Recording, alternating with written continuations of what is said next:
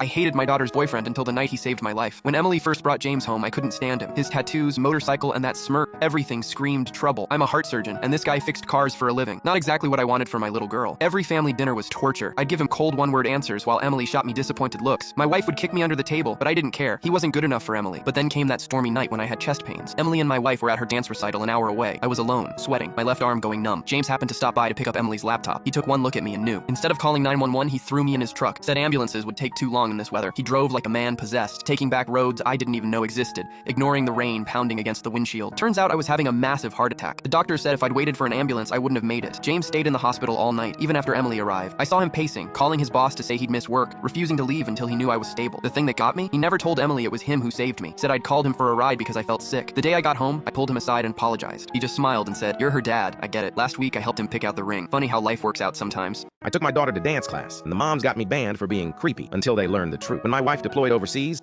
I became a full-time dad to our 4-year-old Emma. She begged to take ballet, so I signed her up at the local dance studio. The first day, I sat with other parents to watch. 2 moms moved their chairs away, others kept glancing and whispering. Even my sister-in-law pretended not to know me. I focused on Emma, twirling in her pink tutu, beaming with joy. After class, the studio owner pulled me aside. She said moms were uncomfortable with a man watching young girls dance and suggested I wait in my car. My sister-in-law stood behind her, nodding. I showed her a photo of Emma and me, then pulled up my wife's military service page. The owner's face turned red, but I wasn't done. I explained how my daughter cried for dance lessons for months, how I worked extra shifts to afford her tutu, how her mom video calls every week to hear about dance class. Then I asked my sister-in-law if she'd tell her deployed sister why Emma quit dancing. The next day, the studio posted new rules. All parents must be allowed to watch their children. Those uncomfortable could wait in their cars. 3 moms pulled their kids out, but 5 new families joined, including 2 other dads. My sister-in-law apologized and now sits with me during class. Now Emma has even more friends to dance with, and I get to watch every single twirl just like her mom would want. My sister is severely autistic, and I hate her for turning my life into a living nightmare. Nah, I don't care how it sounds. I've been holding this in for years. You'd hate her too if your life looks like mine. I used to have a room, toys, parents who talked to me. Then she was born, and suddenly I'm living in the damp, musty basement like a family pet because she needed to be closer to mom and dad. I was 6. They just shoved me downstairs and never looked back. She destroyed everything I owned, slobbered on my books, ripped the heads off my dolls, poured juice on my sketch pads, and if I cried, she doesn't know better. Be the bigger person. Okay, so I'm just supposed to eat it while she wrecks my stuff? And then the MacBook. School gave it to me because I was top of my class. I was so proud of it. One day, I came home and she'd absolutely demolished it. Smashed screen, keys ripped off, it wouldn't even turn on. School blamed me. My parents blamed me. Like I purposely let a toddler Hulk smash a $1,000 laptop. After that, I wasn't even a person. I was just on call. Babysitter, therapist, human punching bag. I couldn't hang out, couldn't study, couldn't sleep. If she screamed, I had to fix it. If she messed up, I had to clean it. My parents acted like I was a third parent, but without any respect or say in anything. The one time I turned off my phone for 2 hours to watch Spider-Man with my friend Jake, I came out to 30+ missed calls like someone died. I called home and my mom was fuming. Where were you? We needed you. I ran home thinking there was some emergency. You know what happened? She wanted a snack and threw a tantrum. They grounded me for going to a movie. I was 17, and then the speech. I got picked to speak at this big school event. I was so proud. I told them weeks in advance. They said they'd come. I practiced every night like a loser hoping they'd finally care. They didn't show. I stood on stage, scanned the crowd, and nothing. No mom, no dad, just an empty row where they were supposed to be. I texted my mom after. Sorry, she wasn't feeling well. Of course she wasn't. Of course I didn't matter. Then, the college talk. I was finally thinking about my future. I was actually excited. Then my dad hit me with, pick something high paying. You'll need to support your sister after we're gone. And then he laughed. Like my whole life is just this little side quest to keep her alive. Like I wasn't even a real person with my own plans. I snapped, lost it, told him everything. How I felt invisible, how they used me, how I never got to be a kid. He just stared at me, didn't say a word. I locked myself in my room, stayed there for 2 days. No one came to check, not even a knock. So I left, packed a bag, texted my grandpa, walked out the front door. You know what he said? Doors open, that's it. No lectures, no guilt, just open arms. I told him everything, the way they dumped everything on me. The lies, the guilt, the meltdown over a damn movie. He looked sick, then he got angry. Like actually angry. Because apparently my parents were telling the whole family they had a professional caregiver, taking money from everyone, thousands. But that caregiver was me. They just pocketed the money and threw me at every problem like I was disposable. Grandpa called the whole family, blew the lid off. Everyone was pissed. My aunts, uncles, cousins, none of them knew. They all thought I had help. They all thought my sister was being taken care of by someone trained. Nope, just me, a kid. Then came the talk. Me, grandpa, and my parents. I asked why. Why I never got a break. Why they lied. Why I was treated like furniture. My dad didn't even flinch. Just said we had you so she'd never be alone. That was the moment I stopped seeing them as parents. Not sorry, not we were wrong. Just, this is why you exist. I told them I wasn't coming back, that the whole family knew, that the money was going to me now. They didn't care, just looked annoyed they got caught. Now I live with grandpa. I sleep through the night, I eat hot food, I laugh. My aunt sends the money to me directly. It's going toward college, real college, out of state, far away. My parents called the other day. Not to say they miss me, not to ask how I'm doing, not to apologize. They just wanted to know when I was coming home. I blocked the number. If they're still waiting, they can choke on it. My parents sent a group message. We're giving your trust fund to your sister. She has kids. You don't. I stared at the text while sitting in my fertility clinic waiting room. Third IVF attempt. $15,000 each time. My husband, Eric, squeezed my hand as I showed him the message. Are you kidding me? He whispered. Today of all days. What my parents didn't know, I'd been quietly struggling with infertility for 2 years. Every family dinner, Chelsea would make comments like, when are you giving us nieces and nephews? The clock's ticking, while I smiled and changed the subject. Last Christmas, she actually said, some people are just meant to be the fun aunt instead of actual moms. My mother laughed. My father nodded along. I'd been paying for treatments out of pocket because my insurance barely covered anything. Eric worked double shifts at the hospital to help fund our dream of having a baby. We'd already spent $30,000 of our savings. The nurse called my name. Emma, we're ready for you. I held up one finger and screenshotted their message. Then I sent it to our family group chat with one addition. Attached is my medical bill from today. Still think I don't have kids because I don't want them. I included a photo of my IVF paperwork showing patient Emma Carter. Infertility treatment cycle 3. My phone started buzzing immediately. Chelsea. Oh my god, Emma, I had no idea. Mom, why didn't you tell us? Dad. Sweetheart, we can fix this. Chelsea. But I already told the kids about Disney World. That last text sent me over the edge. I walked into my appointment, but I wasn't done. During the 2-hour procedure, Eric posted the screenshot on Facebook, tagging all our relatives. His caption, apparently, infertility means you don't deserve family support. Meanwhile, Chelsea just bought a $60,000 Tesla. When I came out, my phone had 47 notifications. My Aunt Kathy had commented, Emma, your grandmother specifically told me that trust fund was for medical emergencies. She struggled with infertility for 8 years before having your mom. My cousin Rob. Wait, didn't Chelsea blow through her original trust fund on that new car last year? My uncle Ed. Pretty sure taking someone's medical fund for Disney trips isn't what grandma intended. Chelsea's friends started unfriending her. Her book club leader commented, this is disgusting behavior. Even our old high school friends were chiming in. Kimberly wrote, Chelsea, this is really low. Emma's been trying for years. The post got shared 200 times in our small town. Chelsea's husband called Eric, begging us to take it down. People are staring at us at soccer practice, he said. Chelsea's crying. The next day, my parents showed up at our house, not to apologize, to ask me to delete the post because Chelsea was getting hate messages from strangers. Mom looked exhausted. This has gone too far, Emma. Chelsea made a mistake, but now she's suffering. I've been suffering for 2 years, I said calmly. Where was your concern then? Dad tried his usual guilt trip. Family supports family. We don't air dirty laundry on social media. You're right, I said. Family does support family. So here's what's going to happen. You restore my trust fund today, and Chelsea pays for my next 3 IVF cycles out of her Disney money. That's $45,000, Mom gasped. That's what she was willing to spend on a vacation while I'm trying to have a baby. They exchanged looks. Dad's phone rang. Grandma's old lawyer. Mr. Carter, I've been seeing some concerning posts about Emma's trust fund. Your mother's will specifically states that money was for medical emergencies and life milestones. Taking it for recreational purposes could void the entire estate. Dad's face went white. We